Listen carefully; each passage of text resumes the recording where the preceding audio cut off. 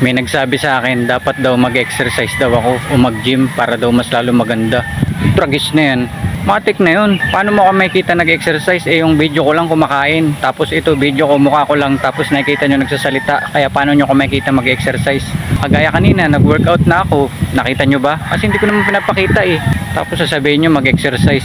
Paano ako magkakaroon ng magandang katawan, magiging gwapo at mukhang bata kung di ako nag-exercise? Kaya matik, nag-exercise ako. Huwag kayong maniwala sa mga fucking shit na yan na sinasabi na kaya ka mataba, tsaka kaya hindi maganda yung katawan mo kasi hindi ka nag-exercise. Kalokohan yan. Kahit mag-exercise ka ng mag-exercise, wala rin kung di okay yung kinakain mo. Kaya nga yung malalaking katawan, yung health nila fuck din yan. Kaya nga yung mga ulo nila puro fuck dahil yung kinakain nila fuck din.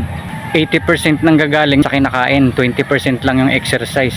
Unahin nyo muna yung kinakain nyo, yun ang ayusin nyo, eat real food, tapos mag-exercise kayo. Wake the fuck up.